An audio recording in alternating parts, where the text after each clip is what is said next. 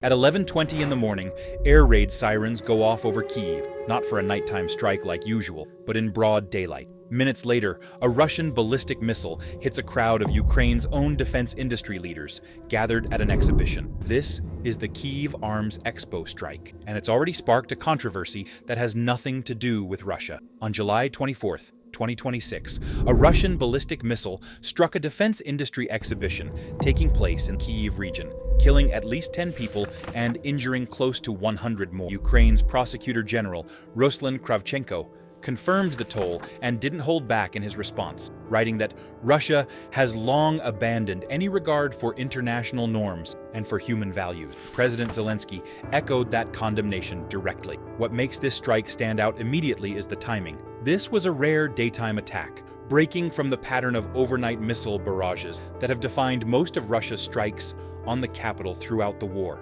Unlike most disputed strikes we've covered, this is a rare case where Russia didn't deny responsibility. It publicly claimed it. Russia's defense ministry stated it had deliberately targeted what it called the Armada Unmanned Systems Exhibition, held at a private training ground in Kapitanivka village in the Bucha district north of Kyiv, on the grounds of a facility called the Civil Safety Academy. According to Moscow, the site was displaying Ukrainian and foreign-made drones, including future models, which it claimed were being used to strike civilian targets inside Russia. The Ukrainian Council of Arms Manufacturers confirmed the strike hit representatives of the defense industry, but stressed it hadn't organized the event itself and urged the public not to circulate photos, victim names, or company details that could compromise the ongoing investigation. This wasn't a residential building or a warehouse. It was an event specifically gathering government officials, military leadership, and defense industry figures in one place. Exactly the kind of concentrated, high-value human target Russia would want to reach if it could. And that's precisely what's triggered the most uncomfortable part of this story. Kravchenko announced that Ukraine has opened a formal criminal investigation, not into Russia's actions, but into the decision to hold this event at all. His office said the inquiry will determine who made the decision to hold the event and whether the risks were properly assessed under martial law. That's a genuinely rare moment in this war. Ukrainian authorities publicly scrutinizing their own side's judgment, rather than only condemning the attack itself. Holding a defense industry exhibition, gathering exactly the kind of officials Russia would want to target in a country under near constant missile threat, has understandably raised hard questions about whether basic security protocols were followed.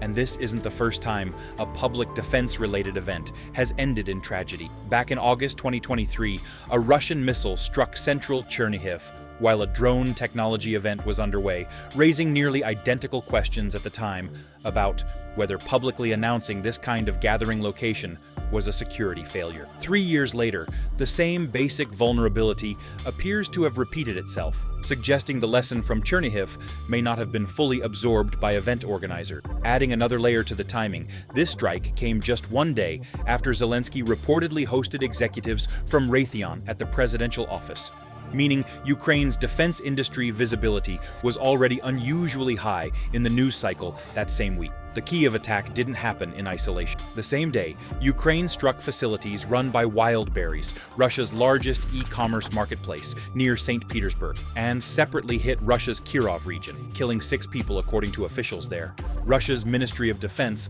claimed it shot down 571 Ukrainian drones overnight, one of the largest barrages Ukraine has launched in the entire war, spread across more than a dozen Russian regions, and occupied Crimea. In other words, the same 24-hour period that saw this daytime tragedy in Kyiv also saw one of Ukraine's biggest single-night drone operations of the war unfolding in parallel. And this strike landed right before a significant diplomatic moment. Reports confirmed Zelensky is set to meet President Trump this coming Tuesday, with expectations that he'll specifically push for expanded American air defense support, an area widely seen as Ukraine's biggest remaining vulnerability. Notably, Trump had recently agreed to grant Ukraine a license to domestically produce Patriot air defense systems, a policy shift that marked a more supportive tone from Washington than in previous months.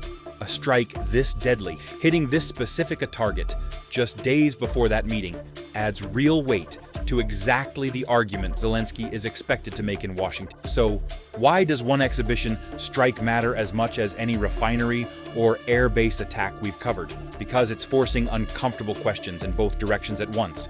Russia's willingness to openly claim a daytime strike on officials, and Ukraine's own accountability for how that gathering was protected in the first place. Especially with a nearly identical warning sign sitting in its own recent history. That's a rarer, more complicated story than most single strikes give us. And it's exactly why it's worth understanding closely. If this kind of nuanced breakdown is useful to you, a like helps a lot. And subscribing means you won't miss the next one.